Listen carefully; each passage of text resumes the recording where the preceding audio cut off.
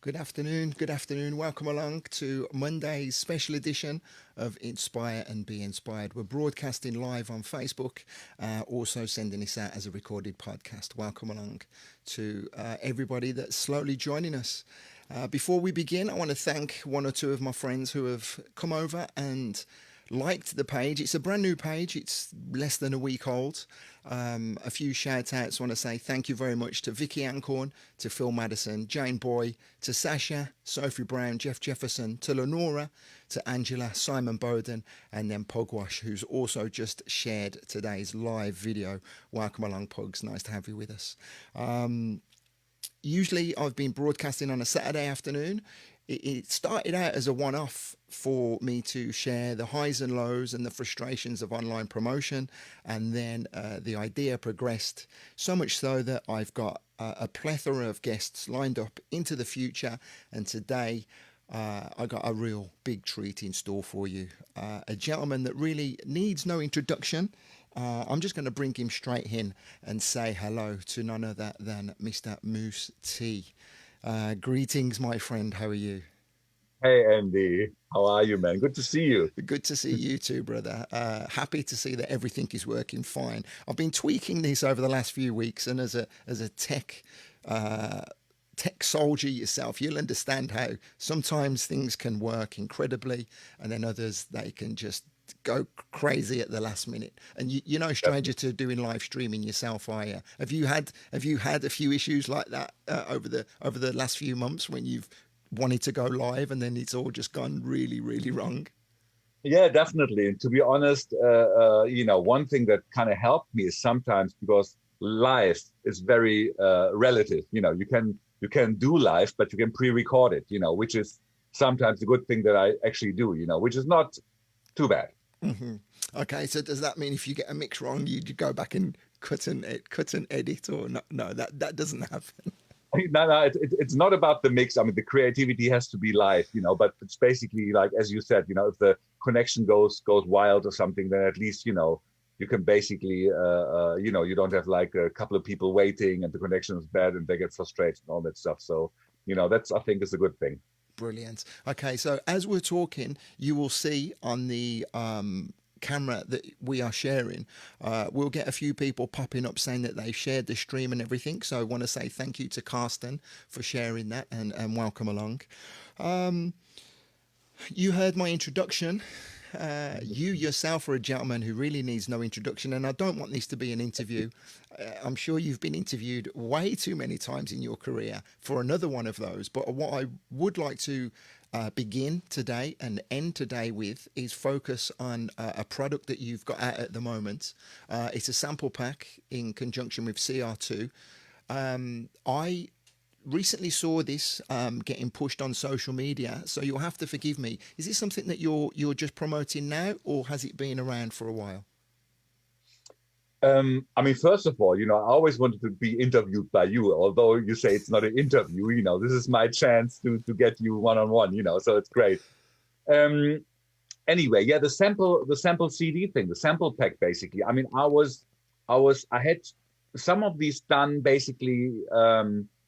When was it? Like, I think 20 years ago, I did like 3 CDs, with my sound and everything, and I was happy to share them. And it was really cool. And like recently, my buddy Mark from CI2, he said like, look, why don't you want to do it? We have a lot of requests for basically, or even like people ask me to kind of like say, hey, how do you do this? And how do you do that? And whatever, and basically I said like, all right, it would be a nice kind of like gesture to kind of like share, first of all, share your sounds.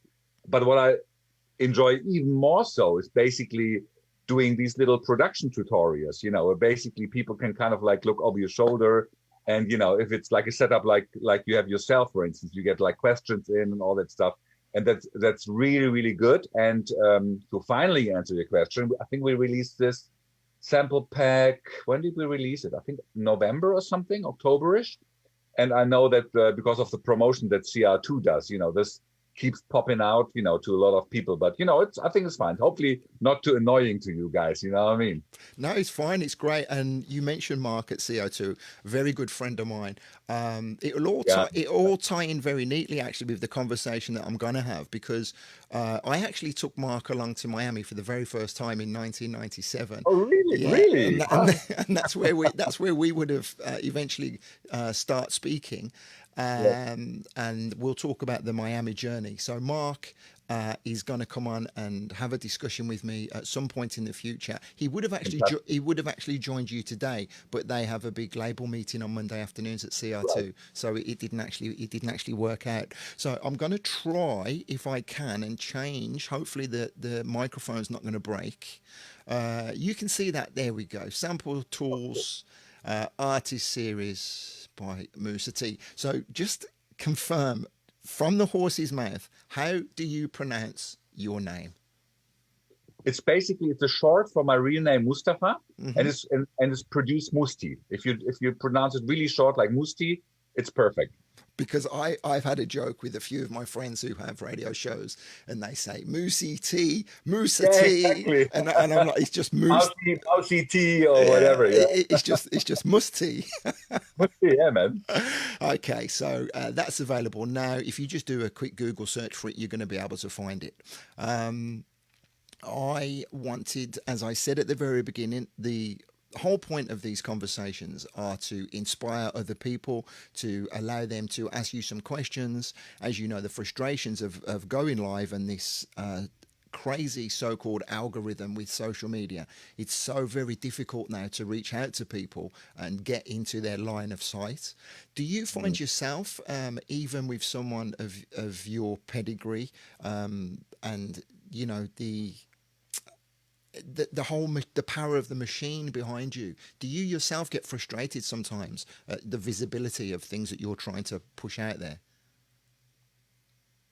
Mm, I wouldn't say I get frustrated about it, but obviously, you have to kind of learn and accept that this is not in your hands, because usually, like, I mean, I'm lucky I built my own like label structure. We have our own distribution and all that stuff. So this I can control, Hmm. or at least, I can kind of steer in a direction I would like it to be. But social media, you're basically dependent on, as you said, on algorithms, on timing, on whatever, on the competition and all that stuff. So so at one point, as I said, like, look, whatever, obviously, if it's like something with the compilation you just mentioned, obviously CR2, they put money behind it. They go like, all right, here's a 50 quid or 100, whatever. We do a little promotion, and then obviously you get more visibility. But that said, I think the content is king, obviously, and I think that if you, or I found, let's put it that way, that the more personal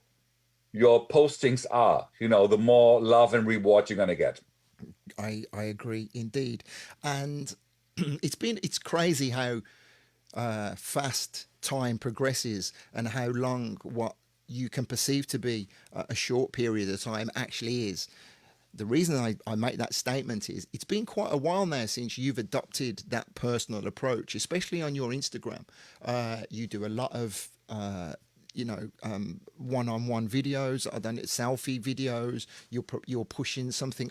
The one, maybe it was Friday, and you're saying it's Base Friday or something like that, and you had the energy, and you were really animated about that. And Right. the good thing is because I've known you for over 20 years now, so I know the character you are. I know that is genuine, and I've said in the past that isn't something that you can fabricate. You have to capture that the true spirit of yourself as an artist, and people buying into you as that. Did you begin doing that naturally, or did somebody within your network or someone say, "Listen, we need more of this from you"? Was that something that you yourself would have automatically done? That's a very good question, Andy. And to be honest, no, this is totally natural. And although we have a beautiful infrastructure with a label, and I have a beautiful personal assistant, and it's very well organized, kind of like the whole social media stuff, I always do myself. Hmm. Because at one point I said, like, look, obviously it's totally natural, and I totally understand if you have like a release coming up where you say like this is on this date, so obviously I'm going to post the artwork of the release this date and all. So that's, you know, you have a little structure there. But apart from that, I just like found very fast that I said like, look, you know, obviously, I mean, I think I did photos before where you post a selfie with like having a coffee or something. But at one point I said like, look, you know, it's, I don't know. I mean, I did that because I felt it, but you know, it's everybody else is doing it. So I want to do something, you know, I want to, even when I look at my account myself, I want to I want to be proud of it and I want to enjoy it. And then at one point I said like, you know, if I, and seriously, I mean, I'm, you know, my studio is next door basically, but I just came here because of the internet connection. But it's a room, and at one point, if a beat is going and the bass is going, I go like, oh man, you know, this is the moment. I'm like up dancing. I said, all right, grab the mobile, you know, have a quick whatever, and then you know, that's like unfiltered and very fast, and no strategy behind it. And I think that what works for me the best, you know. And to be honest, Andy, I wouldn't criticize other people doing it different ways. I wouldn't criticize a big celebrity, you know, posting your, hey, this is my Dubai site, or this is the, all you know, you have to do what feels right for yourself. But again, I think the most reward, and I think for yourself as well, is going to be when it's so authentic and like 100% yourself. Yeah, I agree. I definitely agree. It is, and many times we can project what we believe somebody is making a video for, or if you have a negative opinion of someone, you can take it the wrong way what they're doing, and that's more a reflection on us as the viewer, really, as opposed to the person that's sharing Right, it. So right. you're in a very fortunate position, not for lack of hard work and dedication over the years that you've got to this position.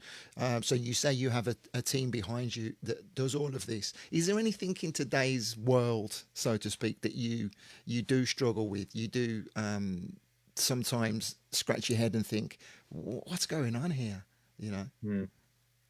I mean, we briefly said, speaking about social media, that's some things you just can't control. And this is like, I mean, this is what I'm slowly understanding, you know, with my age and all that stuff, that some things, you know, that you can't understand or that you can't control, basically. Either you distance yourself from it, or you work with it. And that's what I'm getting to kind of accept. And that's a beautiful thing, you know, like talking to you, because you're very much about positivity, and that's my life motto, basically. You know, even if you have some critical or negative statements, you can always put it in a way that is, you know, that's still, you know, bringing out the good things of it and stuff. And that's, you know, and right now, to be honest, I mean, things that kind of like bother me or bug me, you know, basically it's always, you know, obviously you can go on about politics, you can go about the current situation.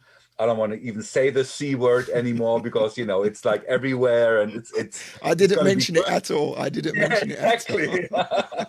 It's going to be good in the end of the day.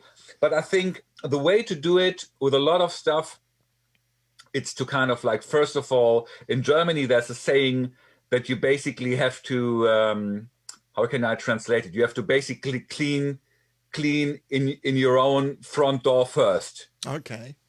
You know, I mean, basically meaning, you know, even though when it's like, you know, there's like a hunger crisis in some African country, and you know, which is really affecting me, you still have to make sure that you know, still having that in mind, but still making sure that in your infrastructure you start acting, you start changing stuff.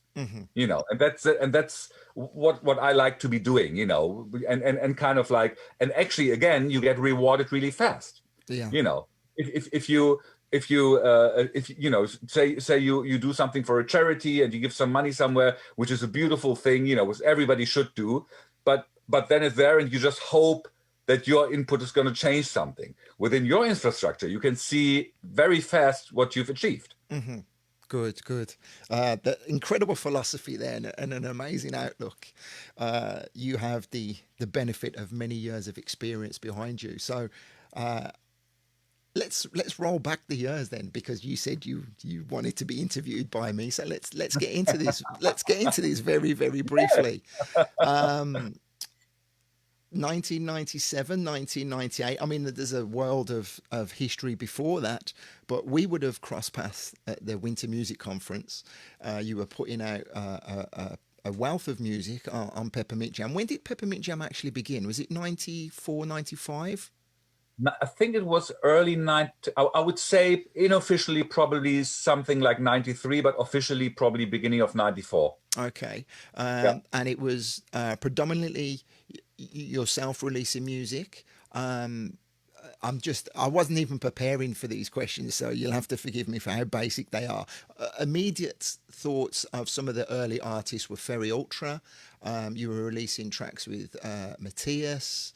Also, some of your my mind's gone blank. Just tell me some of the earlier artists. Yeah. Definitely. I mean, again, you're like a monster pro, man. They're coming from your radio background and all that stuff. So, your improvising is on point. You know what I mean? Really good. Thank you. The thing is, I mean, basically the reason why we did Peppermint Jam, because we were big lovers of UK and US inspired vocal house music. Mm-hmm. And like basically, if you think about, I mean, who knows those times? Basically, beginning of the 90s, especially in Germany, you had, everything was about techno, trance, very like, this kind of sound, which was great, but not my sound, and nobody wanted to have our music in Germany, and we had this is like pre-internet, basically, no socials, no nothing, nobody knows about us. At one point, we said like, look, sod it, we're gonna do our own infrastructure, do our label. Obviously, having in mind, it's going to make it easier for us if the first like couple of releases, we probably, we're going to license some stuff. I mean, the first releases we had they're called Shake Your Ass, and I think there was like a Carrie Chandler track, there was a Smack Productions, Eddie Perez and all that stuff, and then we got all these like great big names of house music, and then we kind of like put our things in between, Mm-hmm. the releases. So we got like a nice little first string of releases, basically. And, so we slowly build it up. And you were mentioning Winter Music Conferences. It's like a big music fair. I think it was even, 2 years ago was still existing, but it kind of like, it was great because, you were all these people I was just mentioning, this house heads and all the guys you were basically admiring, that there were, everybody's there. So you like, you're doing, either you're like following the guys, with their releases, or you're like doing business with them. And once a year you have this opportunity to kind of link up, have a good time, and talk business. Yeah. Would you say you were deeply established in 96, 97? Would you say, quite in your humble opinion, that you were elevated on a level with those guys, or were you a little bit starstruck to be in their company? I mean, starstruck for me is a funny word, but obviously it's like I rather call it like it's surreal when you meet people or you see it, and it's like, hey man, it's like, I mean, I have all these. It still happens to me when you go in the studio with somebody like a big singer or something, and you go like, it's amazing, I got all the albums, and now I'm like, name drop. Come on, feel free. Give us a name. Who a big star you've just rubbed shoulders with. Yeah, I mean, obviously you got the Tom Joneses or the Bootsy Collins or Randy Crawfords or Roy Ayers or. Okay, that's enough. That's. Yeah, exactly. Sorry. No, incredible. No, but totally, you're right. It's surreal, and I would say it's surreal, but with a beautiful mixture of naivety, which kind of makes it cool again. That you kind of like, that you go like, oh my God, I'm not worthy, blah blah blah, and then we kind of, because we started 94, and I think by 96 we had our first big record, like big record on the label was Keep Pushing, that I produced. Of course, I forgot to mention Boris. Yeah, but Boris Luger. So we did that record, so that blew up. And it's really surreal because, with social media now, you put something out and you have instant feedback. And back then, basically, we put vinyl out, and then, you kind of like see it selling well, but you hardly get any feedback. You know, you see popping up on radio charts but it's like a different level of like feedback basically. And then you month later you go to Miami and people lose it. You know, they go like, hey, look at this, and then keep pushing. We actually signed to Kenny and Louis' label on Mastered Work. So for us, it was like, oh my word. You know, it's like amazing that these guys kind of like that they want to have our music on their label.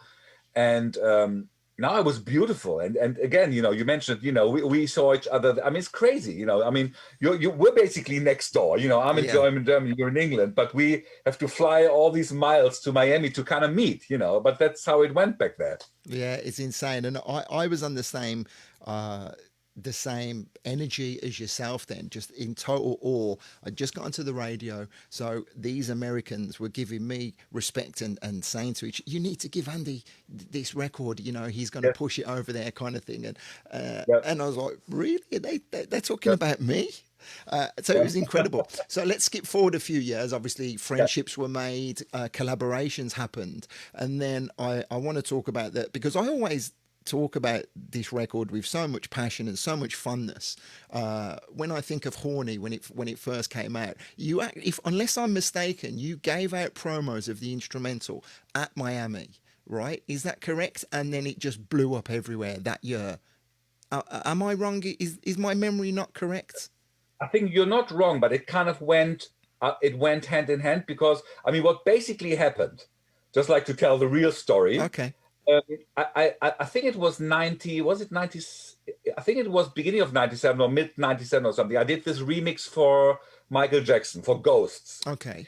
It was a great project. And basically, you know, if you know my remixes back then, I always like delivered plenty of versions. So what I did do like a really cool club version with a vocal. I do like a down-tempo radio mix, you know, like anything that kind of like, you know, that I felt. And then obviously always to make sure that I have some cool little gem, you know, that I can always play. I always deliver the dub as well. So with this Michael Jackson thing, though, you know, because I basically worked all the mixes, blah, blah, blah. And then in the morning, basically, it was like 5 o'clock in the morning, I was working on this dub mix. And then at one point I was so tired. And then I had the courier waiting already in front of the door to deliver my mixes to, you know, to basically bring them to the airport and then to get them shipped to New York to the record company and so on. And then I said, like, look, you know, I mean, I already delivered like 2-3 versions, so I'm not going to deliver a dub mix this time. A little fast forward, we had in our old studio building, we had a little club space as well. So we had like a, you know, the record, the label was called Peppermint Jam, and then the club was called Park House, so like a parking lot kind of thing. And then the first DJ we kind of booked to play there was Roger Sanchez. Okay. So he came, we brought him over. He had a great time, and then we're listening to demos, to whatever. And then I played him this dub that I totally forgot, which I did like a couple of months ago, you know, without any vocals, whatever, just like the beat and the horns and the bass. And Roger lost it. You know, he really like, oh my word, what is this? And then he said, like, look, man, you have to put this out. And I'm like, okay, you know, I mean, I gave it to Roger. I made the dub plates. So we put it out on vinyl. Had that on one side, the instrumental of Horny. And on the other side, I think this track that I did called Bad Boy. And Andy, it flew out of the window. Okay. You know, I mean, we sold so much vinyl, like surreal. And then something funny. And then I think it's still a little bit before Winter Music Conference. Okay. You know, and then something strange happened that I didn't see before that, you know, that basically people started wanted to licensing this track. And I was like, wow, great. And then, you know, like Simon Dunmore, you know, back then working for AM/PM and all that. And I'm like, that's great, but it feels really strange that people want to license this instrumental track. You know, they're really going crazy about it. And then, you know, me being me, we said like, all right, but let's, and Errol, my back then partner, we said like, okay, if people are already going crazy about this track, let's try to write a song on top of this track. And then, you know, we did the vocals, you know, we had basically 2 versions. And then in Miami, as you rightly said, like Louis was playing the instrumental, people kind of like acknowledging that and all that stuff. So we were kind of lucky with the timing, because it's kind of the underground played it. It went bigger and bigger, and slowly the overground took notice of it. And then it called, after the summer, basically, it probably during Ibiza times or something, it all kind of gelled together. See, my memory of that was slightly different, and obviously yours is the correct version. The picture disc, was that the original instrumental, the picture disc that you gave out in Miami? Yeah. So I've got it somewhere. The picture disc was incredible, and I thought then it was the following year that the vocal came, because Errol, being from Birmingham, and I think we had this conversation at Vocal Booth. Exactly. He came on my radio show saying that they were looking for a vocalist, and not many people will know that I did the radio interview with your partner, and I said live on air, listen, we got a Sunday party. It's called the Sunday Lockdown. If there's any vocalists want to come down and meet Errol, come and meet him. And unless I'm mistaken, because sometimes history does have a way of playing tricks with your memory, I'm fairly certain that evening was when Errol met Emma at my party on the night, and then they went away and recorded the vocals. Actually, I just saw Emma 2 days ago. I mean, she's, funny enough, she at one time after this big record, we had a lot of work, so she moved to Germany as well. Mm-hmm. But I think I'm going to actually ask her about this party. But I think that's exactly what happened.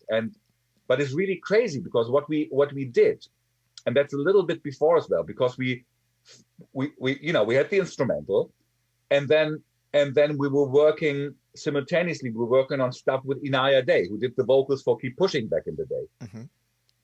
And then we said, like, I had this idea, because the track is basically, it's built around the horn sample, so that's why I called it initially Horny. And then I said, like, all right, let's try to translate it into lyrics. And then we started only working on the hook line first, on the chorus. On the I'm horny, horny, horny. And the very first vocal for that, which is still in the original, is from Inaya Day. Okay. Because, we did this, and then we basically had almost like an instrumental track with a vocal for the chorus part. Mm-hmm. So we did that. And Inaya, she liked it, but she wasn't crazy about it. That's why we never worked on the verses. And then basically having that, we said, like, all right, this is already cool enough. And I think exactly, it was about the vocalist. And then Errol, he called me that night. He said, like, as well, I met these like 2 crazy girls from Birmingham. They're amazingly sweet, amazingly looking. I don't even know if they can sing, but why don't we use them for the video? You know what I mean? We're already thinking about the video. And then I thought, all right, let's fly them over to Germany. And then we met them in London before we flew them over, and they were crazy, very sweet, Emma and Nadine. And then we flew them over, and then here in the studio, kind of like listening to the track, we kind of said, like, why don't we try? We tried Nadine. She couldn't sing at all, beautiful girl, but she couldn't sing. And Emma, when she opened her mouth and we start like trying stuff, we're like, oh my God, this sounds great. And then we basically, filled in the verses with Emma's vocal, and then the rest is history. And then, we did the video and all that stuff. And so Birmingham has some flavor. We lay some claim to that. Wonderful. Absolutely wonderful. And that was, of course, the beginning of the meteoric rise of Mousse T. So much has happened since then. So we're 24 years on. Huge empire. I'm getting a lot of questions. If you'll just allow me to very quickly go into let me see if I can I've got a laptop here that I can go and try and read some of these comments a little bit easier. As you can see there in front of you, is that a little bit? Some of them I see. Yeah, you can read them. It's a little bit it's a little bit small for you. So Damiana, I hope I haven't tortured your name there. Andy Tomo, hey, how you going, my man? Paul Brown, hi, everybody. Paul Bone. He's saying, great discussion, some tips for up-and-coming producers who want to go from mid-tier labels to top-tier, how to break into the higher levels. Wow, we'll come on to that a little bit later on. I'm not sure we could cover that in a few moments.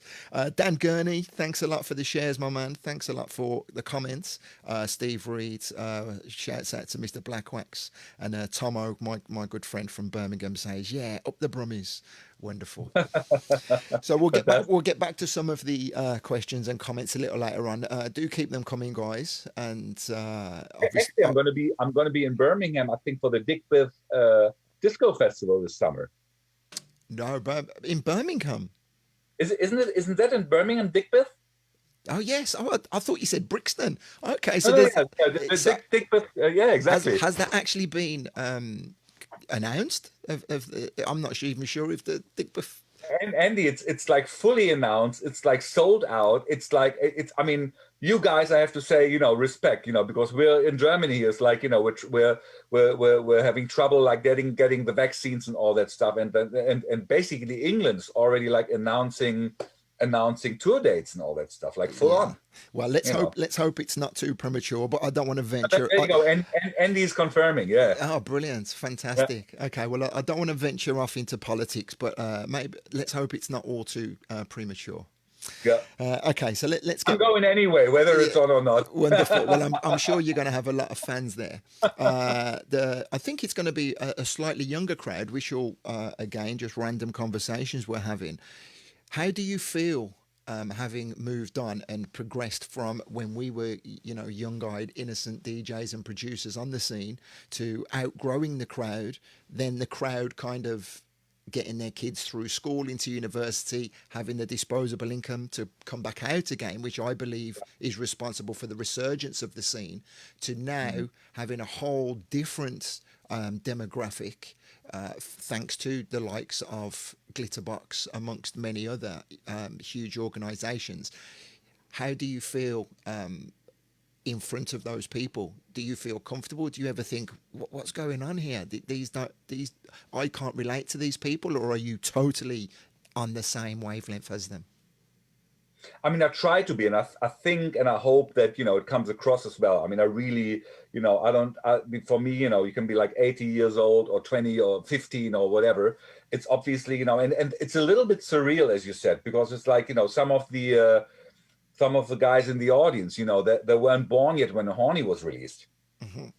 You know what I mean? And then, like, especially I played Australia like a year, a little bit more than a year ago, and you have like, young guys, beautiful people in front of you, they're singing Horny and all that. I'm like, wow, it's like really crazy. And I think that's the beauty about culture in general, but music specifically, that basically people always will dig and find out. And especially if a song is great, then obviously it will always reappear and all that stuff. And that's great. Mm-hmm. That's beautiful. I mean, I think it got nothing to do with me. It's just like generally how the music culture works and the catalog business works, that people always, and then basically Will Smith, he does like Welcome to Miami, and everybody goes like, oh, that's great music that Will Smith did. And then they rediscover the sample has been used, from, what was it then? Sister Sledge, for instance, and all that stuff. And then they discover Sister Sledge. And that's how it works. Beautiful. It's crazy. We are entering kind of, it's not the first time it's happened, but my perception is we are entering new territory now, because when we adopted and jumped onto sort of like the house culture back in the late 80s, early 90s, there weren't a great deal of the old guard, so to speak, who were welcomed into the booth. The house scene, the acid house scene, the rave, they were all predominantly young, cutting edge DJs and producers who were driving the scene forward. Now you've got this the new breed coming through, but we still have producers like yourself and DJs that have been around a long time, like Louis Vega, like Roger Sanchez, who are still relevant and still respected by the younger crowd. And I'm not sure that's ever happened before. Would you agree? In the DJ scene, you're totally right, because the DJ scene probably is relatively fresh in terms of music history, but you probably have the same thing with bands. It's like bands, first, there's like this movement and the punk movement and this and everything, then things evolve out of that. And then, you have like all these, like, I mean, look at Elton John, doing his podcasts, his weekly or monthly podcasts. Okay, I've got to admit, Elton John is one thing I have zero knowledge of. So. Yeah, totally. But what I'm saying, he's basically a proper old school music legend, but he's like a music, proper old school guy. And he's now basically sitting in, like we are, sitting in front of a computer and doing that kind of stuff. So he evolves as well. You know what I mean? So that's the beauty of him. Great, wonderful. When I think to some of these events that go on all around the world, and I reached out to you at a time where, again, this is only my perception, I didn't see you out and about DJing much on the scene, and I invited you to come along to play at Vocal Booth, which you absolutely loved. We were just talking about you meeting my son. I have a photograph on the wall of yourself, Benji Candelario, and Mikey. It was a beautiful afternoon, and people still talk about that legendary set. And then in my mind, I say to myself, yeah, I reignited his passion for DJing. I know that wasn't. I know that wasn't really the case, but was there a little bit of a lull where you weren't going out and DJing a lot? I mean, I always kind of like when I think I started DJing like serious. I mean, obviously I started DJing probably beginning of the 90s, like 1990 or something, and then like professionally when the people first of all basically got my music productions, that helped me basically put me on the map for DJing. And then, I had like basically friends like Boris Lugos, they were like big DJs in Hamburg back then. So that helped me in the German scene. And then obviously people started booking me outside of Germany because of my productions. But they kind of like on a low scale and stuff. And then we started building our own booking agency back then. That was with Mona Reynolds back then, Errol's ex-wife. She's now booking great DJs like Dimitri and stuff, living in Barcelona basically. But it kind of after we our own booking structure fell apart basically, I never actively went out and were looking for gigs. We always saw basically what's coming in. We said like, all right, this we can do, this we can't, and all that stuff. And then the first booking agency I started to work was this guy in Germany, and then he kind of, obviously how it is, he's a German guy, so I started playing in Germany more. But Germany for me is always, it's cool anyway, because here's, I live here, so people know me here. That's okay. But to be honest, like when it kind of started being a bit like more international, and that's probably after I even played for you. That's totally right. Like being engaged with the Defected and Glitterbox guys. So I am responsible then. I'm taking full credibility. Yeah, you are. Because they thought, Mousse T, of course, why haven't we booked him before? Yeah. I'm taking full responsibility for that. Totally, and your 20% are in the mail, so it's all good. Brilliant. But the way you went about it, for instance, that's my favorite way, because the people basically go about the music. They go like, all right, this is like probably let's book him because we always liked what he's done and blah blah blah. I think I'm an okay DJ. Probably a way better producer than I'm a DJ, but I love doing it. But obviously now, people obviously go, oh, he released there. Probably some people never heard me play, but they still book me. Yeah. You know what I mean? I know all about that. Yeah, after having a little bit of commercial success myself. And those aren't necessarily always the best parties to play, are they? Exactly. So and right now, to be honest, I've been really, obviously this whole situation right now made me think as well, and I really I want to be picky in a good way, like saying basically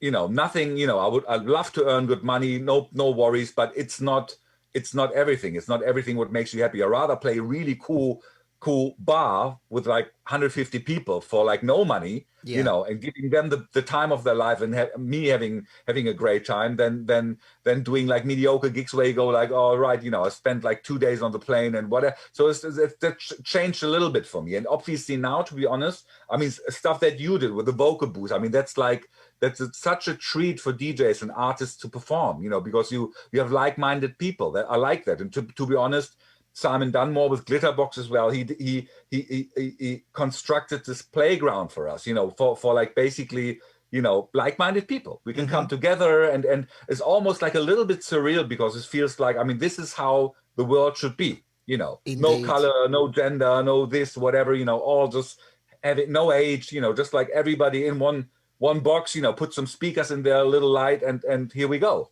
Yeah, take it back to how it was. Andy Tomlinson's just had a very quick question, and it'll lead Oh on yeah. to something I was going to say. He's saying, with zero live DJing work and income for over 12 months, you must feel fortunate that you have the royalty check still coming in from the big hits. There must be many other similar DJs without the commercial success who have struggled to keep an income coming in over the past year. Yeah. Lots of people struggling with their mental health and with their finances. I'm trying to frame the question in there. I think the question is: you're obviously I mean, fortunate, and of course you are. Of course you're yeah. fortunate. Let me answer to that anyway. Obviously, first of all, that's me, Mousse T, as an artist. But obviously, I was lucky enough to, with my partner as well back then and all that stuff, to kind of like build this infrastructure, because we always have this philosophy that we put our money back into, or let's put it this way, we realized quite fast back in the day that we need to build a music catalog. That's basically that's what it's all about. So in terms of like a master catalog, signing records for the label, which you control for either a very long time or like a short, or, a certain time, or like, for instance, a publishing catalog. And that's obviously what we built over the years. So obviously there's me having my music, which is basically bringing income. And then there's the side of the label and all the ventures we are basically, which are coming with that we build. And to answer your question, yes, obviously that helps. That's a big relief, to have on that financially. But obviously still, whether it's me or like really big guys like crazy DJs, like David Guetta's, whatever. Those guys, they're going to have similar situations to deal with, because they're going to have the income from the music, which is great, if you're successful and if you have big records. But obviously, and I'm talking for every DJ, we had to stop what we, first of all, love, but what we already planned way in ahead. We had to stop from this to the other day, basically, which, is always going to bring difficulties to, no matter if you're big or small. This is really a big, the structure shift. It's like, ooh, it's scary, But again, I think your question as well is basically saying, I'm complaining on a very high level here, I have to admit, because then there's obviously DJs as well, which newcomers as well, they're having a hard time. And to be honest, I'm always fascinated by how amazing humans work, when they're under pressure as well, because you see all these people, first of all, a lot of like people just came, now it's a household thing to do like live streams, but at the very beginning, how the people are setting it up and all that stuff. So these things will always come and find their way through difficult situations. And that brings the very famous quote: "Adapt or die." Really, doesn't Yeah, it? exactly. Exactly. And that, this is something I've made no secret in the fact that me sitting here talking to you now has been inspired by many other people over the last few months. As you know, I've been a radio interviewer for over 20 years now, but I really stopped doing that for a while, interviewing celebrities or well-known DJs. I spent the last 2-3 years interviewing my friends, bedroom DJs that most people really wouldn't have much interest in, and yet at the same time everybody has an interesting story. And what we found through the pandemic is that some people have had the opportunity to tell their stories, and other people have blossomed into celebrities wider than what they originally expected to be. For instance, someone like Lenny Fontana, who I have to quote because his true house stories are incredible, and I'm fairly certain he's going to be knocking on your door at some point, because that is the interview that you really should be conducting with him. Okay, cool. Great. And another guy, Mark Wilkins. So many people who I would like to give credit to for being part of my inspiration, and yet at the same time, I hope I can inspire other people who are watching this. Got to give a shout out to Christopher Pagley, who's just put a salute up and shared the stream. Shouts out, Chris, good friend from 8 Ball and Strictly Rhythm days. You'll definitely remember dealing with Christopher, and also again Damiana commenting there. So Yeah. let's for Hey, Daniela. let's for a very brief second wallow in the glory of what it is like to be Mousse T on the celebrity circuit. We won't go into the whole Tom Jones thing, which was, I think, the beginning of really what took you to the next level. Would you agree? Is that correct? Because Yes, yes. there's so much more to that story. But that took you to a place where you then became elevated to a whole different kind of celebrity and superstar. Tell us some of the things that enabled you to do in the places that you to go in your very humble manner, because you are a very humble person. Just tell us some of the moments that you found yourself in that you were like, what is happening here? Hmm. Um,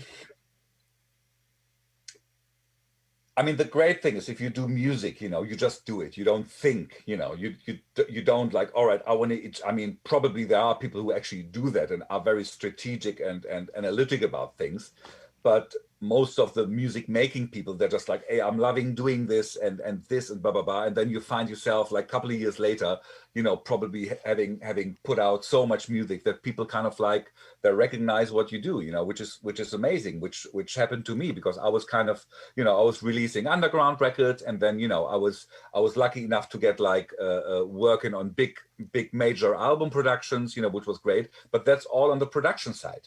Mm-hmm. And then at one point, you just, which, again, it's a total accident, basically. There's a leftover track from a Michael Jackson remix that you never sent them becomes your biggest first record, and you go like, wow, okay, great.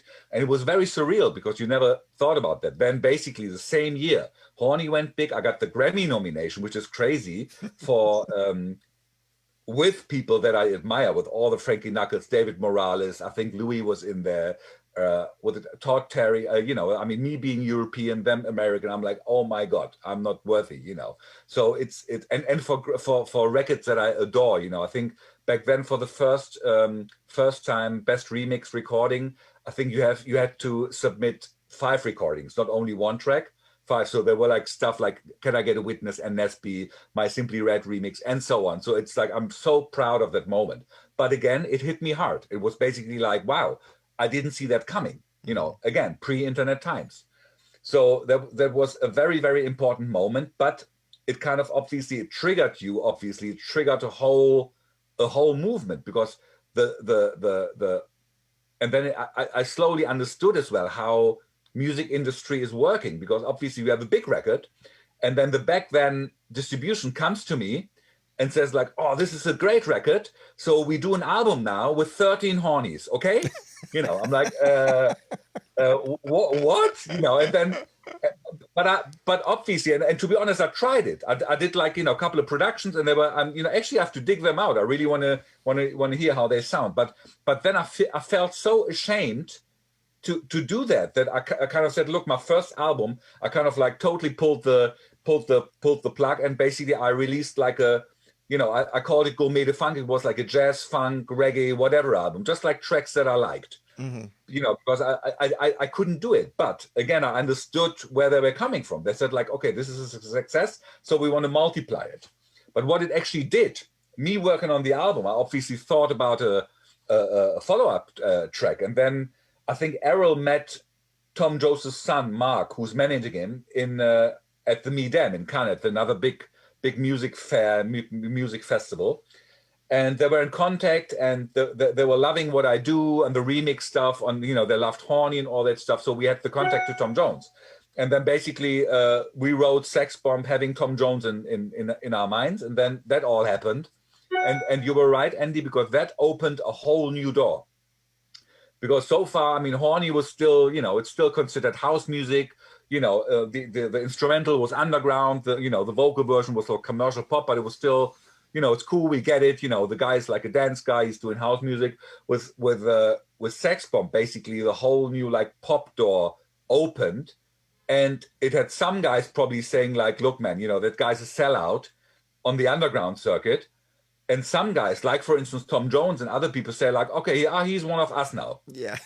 I mean, so you're, I'm not saying that I'm competing with Tom Jones. I'm just saying that you consider yourself almost like a colleague with these guys. And then I said as well, I said like, look, this was really fun doing, and why not try things which is probably not obvious to you, you know. So that was another big moment. And then things come, you know, you get experience in dealing with media, and, you know, fast forward, and I did like a couple of television things over here in Germany and all that Yeah, stuff. I So see you in the tuxedo, standing on the red carpet. yeah, which I love doing that. But again, you know, it's like, I mean, you know, back, you know, after doing that, you know, I take my records and go to the next club. So for me, it's like, you know, I don't.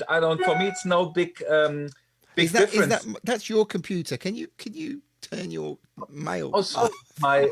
it's my emails, right? I'm sorry, man. It's okay. There I you go. thought Sorry. I thought it was There me. you go. That's okay. That's not a problem. Yeah, Yeah. So, but you kept yeah. your you said you had the highs, and you kept your feet on the ground, and then went off and did another DJ gig. Um, you, it's crazy. You mentioned about the underground people. You don't strike me as being somebody that really would take offense or worry too much about what other people think. But I have to ask the question: did you ever torture yourself about your credibility and what the underground thought of you? Did that ever play heavily on your mind? I have to be honest. Yes, you know, when I was way younger, you know, I think not so much anymore in the last recent years, but that's probably as well. I mean, obviously you get more secure with age, and probably as well more secure with success. To be fair, Hmm. but it's so funny, Andy. It's really, really funny. Like when Sex Bomb was big, and like I don't know, it went to number one or number two in the UK or something. Simon Dunmore, my, you know, like a very, very close dear friend of mine, doing Defected and Glitterbox, for those who don't know. He said, like, he called me and said, like, Musi, congratulations to this big success, but that's it with your credibility. And it really scared me for a minute, because it really kind of said, like, oh shit, you know, and credibility is this very um It's a tangible thing.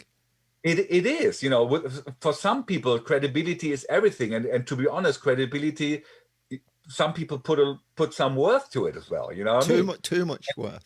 Too Yeah, much it's too worth. much work, you know, and obviously, you know, you think about it, and but at one point, you know, it's like, obviously, if you think about these things, you go like, all right, it is what it is, you know. I just love the track anyway, and then I don't know who said it, but he said, like, you're only as cool as your last record, Yeah. which basically means, you know, you can do whatever, but then, you know, if the next track you put out is the coolest shit ever, hey, you know, so If all good. people have a short memory, or in Simon Dunmore's case, you're only as cool as your last tweet. Yeah, exactly. I love Simon to bits, man. I mean, big respect to that guy. Big Yeah, respect to that guy. I have nothing but admiration for him, Exactly. for everything that he's done down the years. You know, Yeah. and yet But to be again, honest, there's Damiana, that lady there. I mean, I just want to add something to the question before, with the you know, with the situation, basically, where you basically can't go out and perform, you know, which is a big problem for performing artists, actually. But you know what it did to me, only, you know, for me, basically, and what sometimes people tend to forget, you know, by going out, especially if you're a creating artist, you know, because obviously going out there, you're in the treadmill, you know, you're doing this gig, you're doing that gig, you know, you don't even think anymore.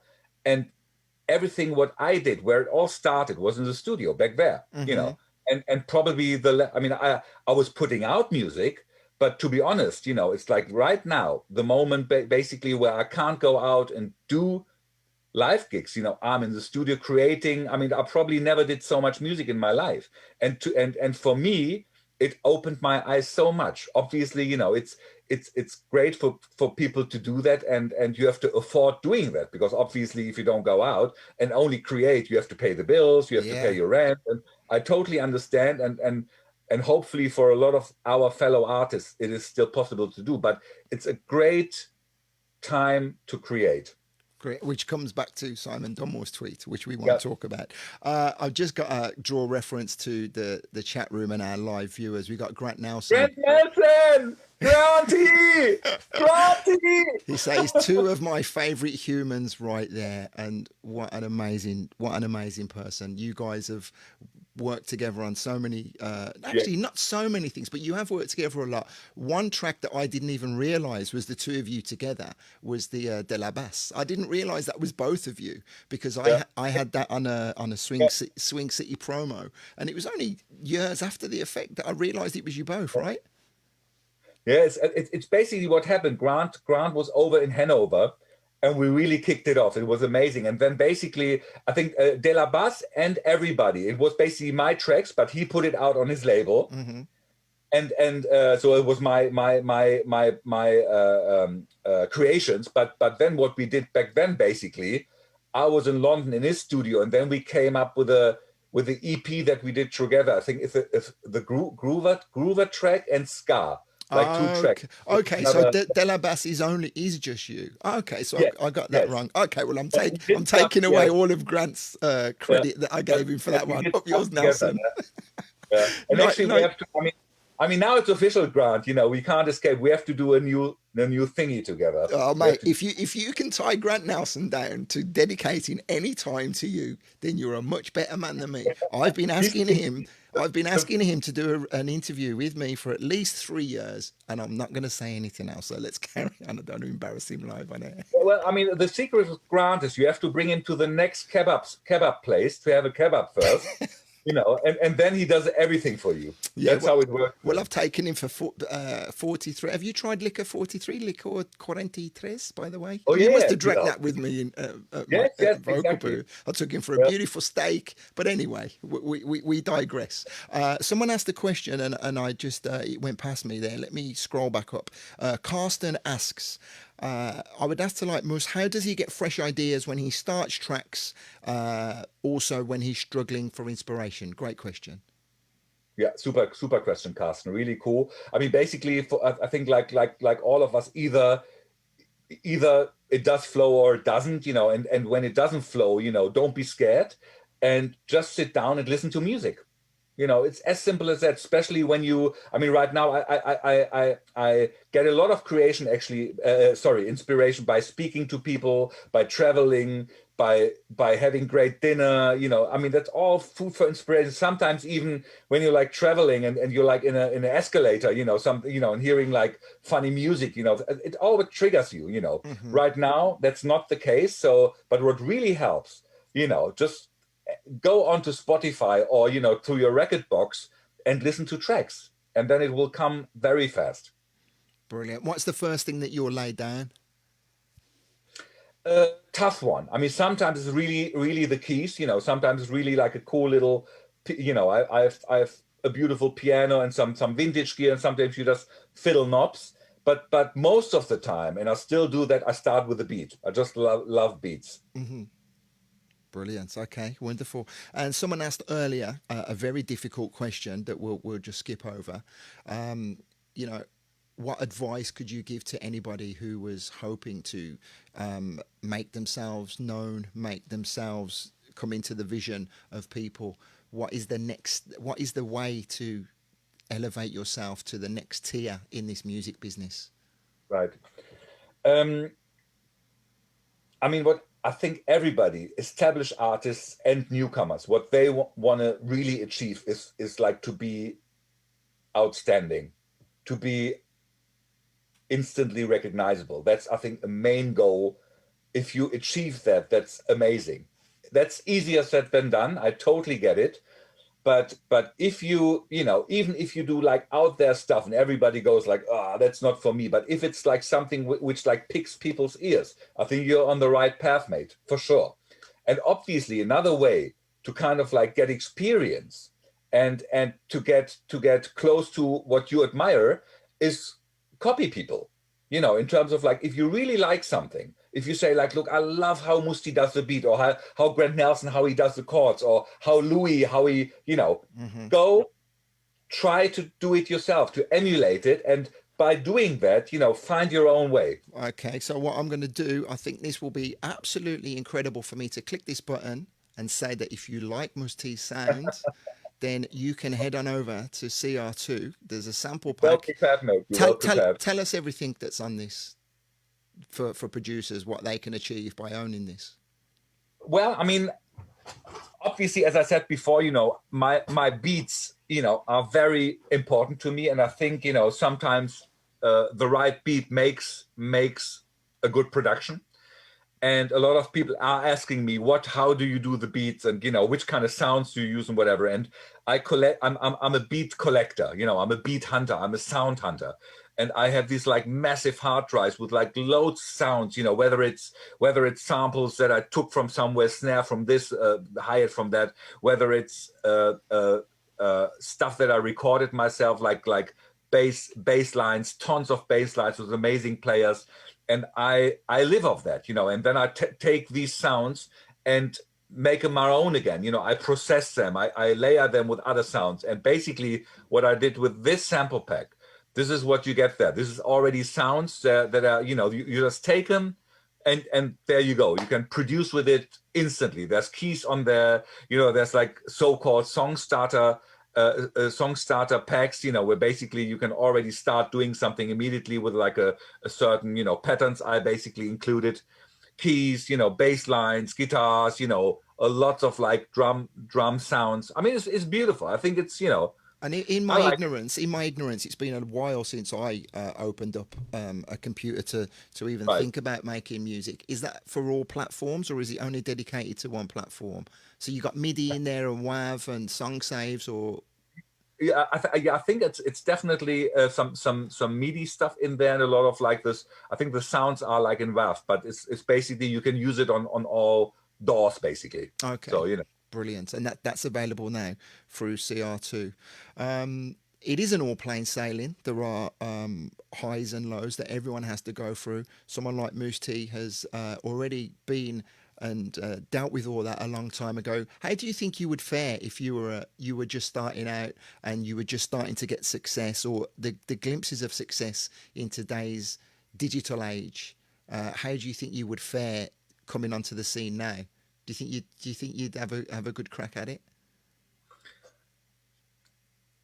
I hope so.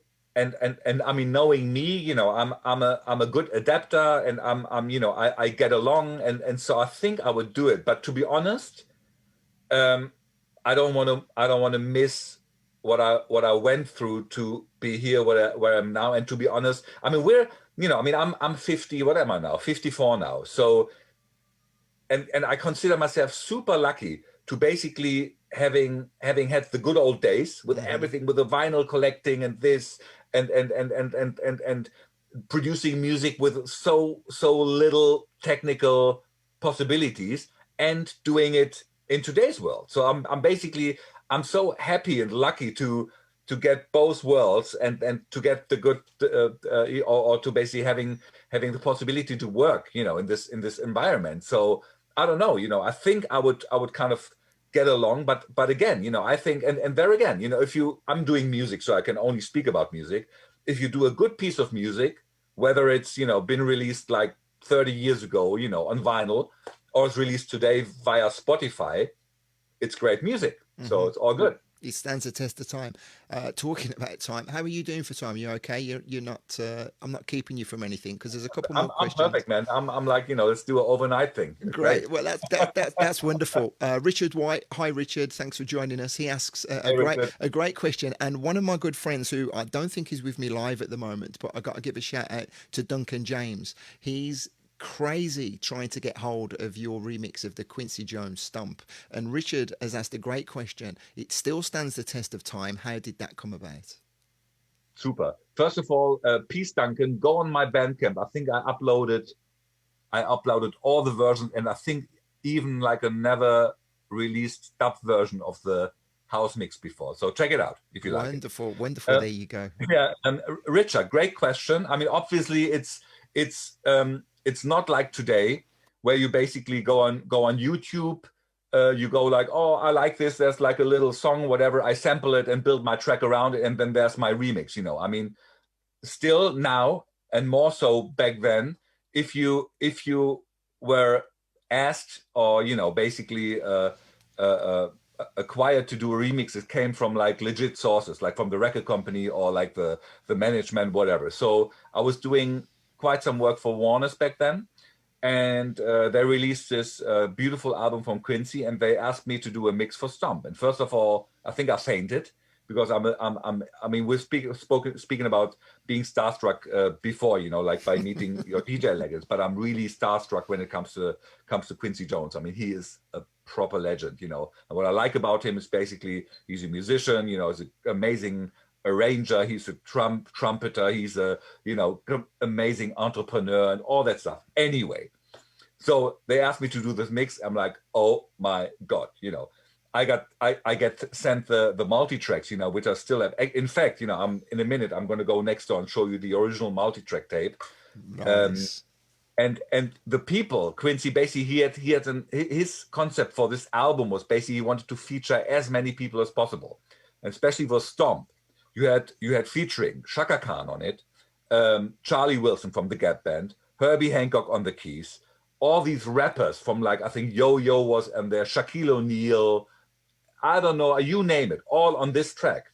So, and I'm lucky me having these like 4 2-inch tapes, basically 96 tracks of like musical information get sent to me. And I said, like, all right, let's have a crack. And then what I did again, you know, like how I used to do it, I did like a really cool, like mid-tempo grooving, soul kind of funk, whatever mix, you know, like close, not close to the original, but at least, you know, close to the tempo of the original. And then obviously I said, like, all right, you know, that's done. Let's do some house mixes. And then, you know, it's basically, I mean, around that time, I'm Grant is still listening, but it's like I got so much inspiration from the basically UK garage scene, you know, and you know, it feeded me so much. And that kind of how the whole idea for this mix came about. I mean, I did this track called Everybody, so it was kind of like the same skippy beats and really cool. No, I did that after this mix actually, because, you know, I used some vocal snippets of this track actually. So yeah, that's what it's all about. You know, it's basically really cool chords, you know, a live bass, and all that, like basically not the full song of Quincy's version, but like only like Charlie Wilson's and Chaka Khan's vocals, you know, and that was it basically. And I still play it today. Incredible. I've got the vinyl up there. I'm gonna have to dig it out, because I've got two thoughts, two remixes battling each other in my head. One is your version, and then the other, I think, is a Joey Masafia remix of the Brothers Johnson Stomp. And I'm trying to, it's difficult for me to, okay, all right, cool. to differentiate the two in my head. So is the one Quincy's on the front with a hat on? Is that correct? Sitting in a chair or something? Like, yeah, it's like a beautiful black and white photo. I think it's a hat, and he's like, you know, he's leaning towards you. It's just beautiful. It's really cool. Paul Bones says, having listened from the start, this has been inspiring. Thank you, Paul.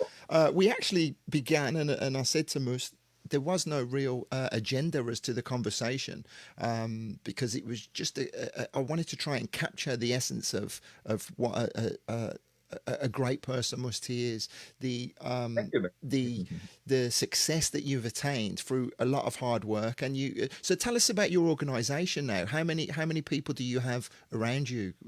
Can you do you know? I mean, basically we're coming from a time, say 94, when we started the label. It was myself, it was Errol, we had like another 2 partners, like four people. Then we had Klaus, who's still working with me, you know, with me together on this. You know, he started back in the day, and then we kind of build up. I would say 90, 98, 99, 2000, we were like almost 25 people for the label. Wow. Then in the year 2000, we basically moved offices, moved studios. We were in the city center of Hanover. Now we're out in the former expo ground, a beautiful building. And basically it's like it's almost my oasis, I would say. You know, you have like a really big studios, like 4 big studios, big recording hall. Then you have this like big event hall. You have a rooftop restaurant, you know, you have an event company in here and all that stuff. So it all belongs together. It's beautiful. But what happened over the years, to be honest, and we have this label in here called SPV, which is basically specialized in like worldwide distribution, more on the like physical side of things. And we distribute stuff like, for instance, you know, the whole like back catalog from Dr. Dre and like Snoop Dogg, The Game, Brandy, alongside with like heavy metal stuff, alongside with I don't know, like you name it, but it's like more on that kind of like either hip hop or like this band kind of stuff. So they have around 20 people working on that stuff. Peppermint Jam itself, actually, we stripped it right down. So Peppermint Jam, I would say, apart from me, is like another 2 or 3 people, you know, doing that. And that's all you need, because right now it's more like about basically sharing, you know, I mean, or back then, you know, we did a lot of stuff ourselves, but right now, obviously, I know that way better distributors than we are, for instance. So we work with them, and which basically means that, you know, right here, you know, we're going to cut down the personnel and probably put them somewhere else, like in the rock world or whatever. Right.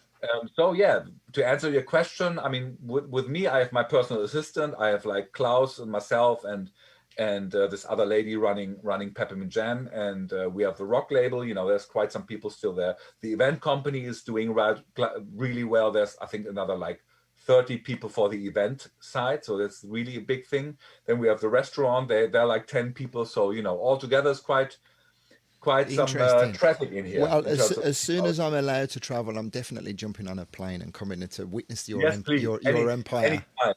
Anytime. So we'll start wrapping up, because we could really easily be sitting here for hours and hours. Definitely. But I'm just going to ask you a couple more questions. Andy Tomo did ask about Errol and how you two guys come together, but that's a question for another time, I believe, because I know that's a long story. Yeah. What I want to ask you is, tell me about an average day for Mousse T and plans that you have in the immediate future. Right. Right now, and every day, I mean, to be honest, every day right now, since this whole special time started, let's put it that way, I am going to the studio, whether it's actually working, whether it's only listening to music, whether it's, I mean, right now next door, I don't know if you know this rock band Scorpions.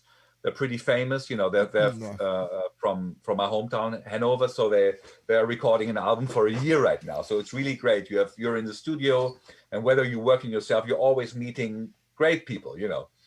So that's really important for me, for my whole headspace and all that stuff. But basically it's like, you know, having a good sleep, then, you know, my girlfriend, myself, you know, we get up.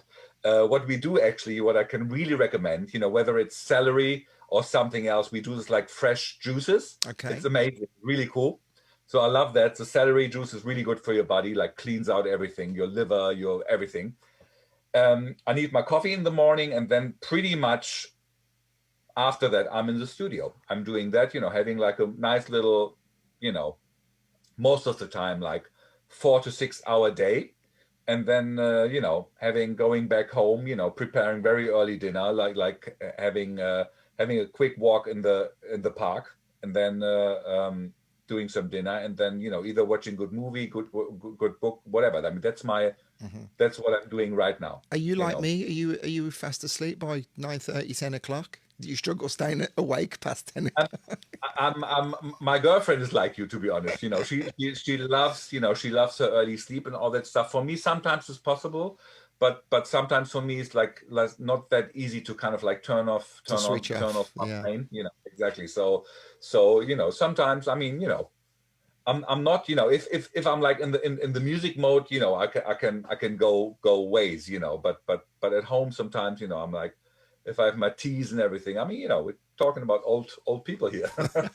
Indeed. Well, talking about old people, yeah. I've just been having a coffee with my good friend Tony Greenaway, and he asks a question. Could you ask about a tune called Melody? It's a track that he played loads on his radio show. Oh, thank you. Thanks, Tony. I mean, that track, to be honest, is very dear to me, because and again, I wouldn't say it's a mistake, but it was another experience. It's basically, I'm like down with three artist albums now, and the last album I basically started doing for a big major company, and then I kind of like really didn't feel it anymore, and then I kind of at one point we amicably pulled the plug, but I produced a lot of like great tracks, which Melody is actually one of them. And actually, it's featuring this girl called Sybil. It's a pseudonym for this, but it's this great neo soul girl from London called Linda Dawn, if you know her. Okay. Check out her stuff. It's amazing. It's so funky. And yeah, we did this track, and basically it's one of my favorite tracks. And to be honest, I think I have this feeling this track is gonna be around for a long time, because it's just like so cool. It never was super big, but a lot of people kind of like, whenever they hear it, they love it. So I'm really proud of that. Wonderful. Well, Richard White just says, Andy, this has been great. Well done again. And he had clean forgotten about peppermint jam, which is, in today's world, there's so much content out there. It can happen. I think that will be the perfect opportunity to ask the question: is the back catalogue available digitally anywhere of peppermint jam? Yes, it's definitely available. Should be available everywhere, but obviously we have our Bandcamp, which for some people it's easier, and they probably find the one or the other nugget in there. So you asked about. Sorry to cut you off. You mentioned about your Bandcamp for the Quincy Jones Stomp. Is that your personal Bandcamp or Peppermint Jam Bandcamp? We have basically the Peppermint Jam, which is all the catalog and basically some unreleased tracks from the catalog, and then on my personal one, obviously, I dare to put out like stuff like that, which usually, from the professional side of things, you shouldn't put out like stuff like remix and stuff, which is basically you've been hired for. Mm-hmm. But I kind of like do the liberty, and a lot of people I asked as well, like, look, is it okay for you to put it out? Some say like, no, please don't put it out. Some say like, we don't care. So we do that. And yeah, Peppermint Jam, to be honest, since you were mentioning it, it's going really strong. We have some beautiful stuff coming out. And actually, because you were mentioning Maddie before, we just about to release a beautiful track from Matthias Heilbronn featuring Monique Bingham. I did a mix for it. Matthias has the original mixes. Amazing release. Keep your eyes peeled. Should be out next month, I think. Wow. Is that as Matthias or under a pseudonym? It's not an abstract Matthias truth. Heilbronn featuring Monique Bingham is called, what is it called again? I can't even remember the name, because in my mix, I used a line of the vocal coming in saying, you're the greatest motherfucker around. You're the greatest motherfucker, and that's why I can't even remember the title of the track. It's amazing. Seriously, I mean, Monique Bingham's vocal is amazing, unbelievable. Another incredible woman that I would have met around the same time that I met you in Miami all those years ago. I never met her personally. I just know her. Oh, really? Oh, mate, no, she's amazing talent. She's a powerhouse. We had. Is she from South Africa originally? No, she's from New York. New York, yeah, exactly. Yeah, okay. yeah. But incredible woman, really down to earth. The same as in the late 90s, getting to rub shoulders with a lot of these people before they really attained this superstar status allowed me personally and many of my friends to really get that connection on a friendship basis where you could sit and have a coffee with people. Nowadays, I think it would be very difficult for people to get close to DJs like that. And that's one thing that I always talk about with such romance on my radio show, those incredible times that we had. Surreal moments, right? Like you said at the beginning.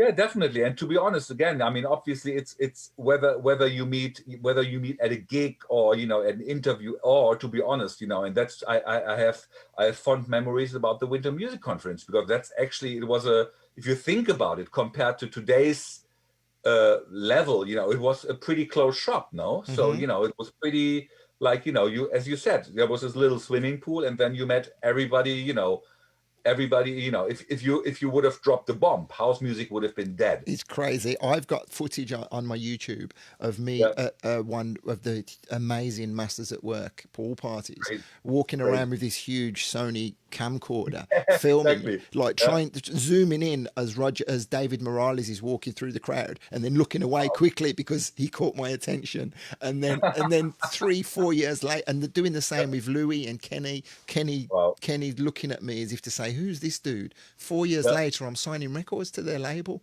Great. It blew my mind. But anyway, we could wax lyrical here all afternoon. I'm going to come back as I promised and put this back on the screen because we want to give more information on this Mousse T sample tools courtesy of CR2, an amazing plethora of samples and instrumentation to make you stand out from the rest of the crowd.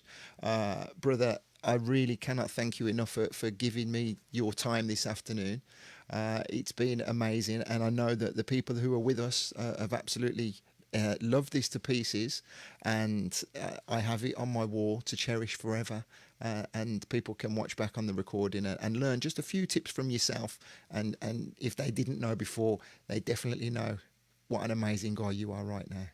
Oh, thank you, man. Thank you. I mean, I have to give right back to you. I mean, I love, I love these conversations, with like people who are very dear to me, first of all. But then again, you kind of like, I mean, it's you can feel that you love what you do, and you can kind of obviously, as I said before, you're a super pro in kind of like, in formulating and like putting questions along. So it's always, it's great for artists basically to getting it from the angle which is not so usual. Thank you very much. Well, I'm trying. I mean, I am actually struggling myself now. There's no ulterior motive to this. I'm just doing it because I love doing it. I've recently got some new little streaming tools that enable me to be able to do it, and I'm still playing with them as a creative person. But I'm still struggling trying to get the word out, trying to get people to watch live. But the more that I do this, and the more comfortable I get, because I don't actually feel comfortable in front of the camera, if I'm honest. Right. But I'm forcing myself. I'm forcing myself to do it, and the more I do it, the more comfortable I get. I'll start drinking wine after a few months, and then I'll just be like Liquor 43, right? There you go. There you go. I'll be a dribbling mess. Any one question? Will you make this available later on YouTube or Facebook or something? Yeah. Well, this will save now to Facebook, and then also you'll be able to embed it anywhere you want. And I've also recorded it as a standalone file. So if you want the raw footage, I can send that to you. I will share it everywhere, and I think that's first of all great footage for myself, for my platforms, but brilliant. Obviously we'll get some people to kind of like check with you. Brilliant. Well, what I was hesitant to do, and I did say at the very beginning, I was hesitant to make this an interview because I know there is so many layers to what you've achieved, how you began, and I'm going to mention it again because I'm one of his biggest fans at the moment. I'm going to talk to Lenny Fontana. I'm going to make sure that he gets you on his True House stories, because that would be an amazing interview, and I know there's so much more that you can share with people. But for now, I'm going to bring this to a close, and I'm going to say thank you again, my friend. Super. Thanks for having me, Andy. Great. You're wonderful. You're very, very welcome, man. I'm just going to say goodbye to everybody. So I'm going to kill this stream, and I'll catch you after. I'll say thank you after. Cheers, thanks, brother. guys. Thank you. Thank you. Bye-bye. Okay, so did you enjoy that? I did indeed. Now, I'm just going to draw your attention very, very quickly to something at the bottom that I've put on there. The streamers nowadays and the DJs are very much your modern day buskers, okay? This is the part I take my hat off and I put it down, and I say, if you enjoyed that and if you felt value in anything that you've seen today and you want to help me progress this project, there's a link in the description of the video, and there's a link on the page description of Inspire and Be Inspired. The reason I'm doing this is to see if there's any longevity in what I'm trying to do. There are costs involved. I'm not asking you to pay for my services. I'm just saying that by the end of this, I can see someone throws a quid in, if they've enjoyed that, £2.50, it helps pay for the Zoom. It helps pay for this. I can get more little tools and whatever. But I'm just leaving that information there for you. I'll happily do this for free, as I have done on my radio show for years and years. Thank you for joining me once again. Thank you so much to Mousse T. It's absolutely amazing. Thank you to you guys for being here, and thank you to everybody for watching the recording. I'm going to end off with this final piece of graphics, and I will bid you farewell. Thank you so much, guys. All the very best.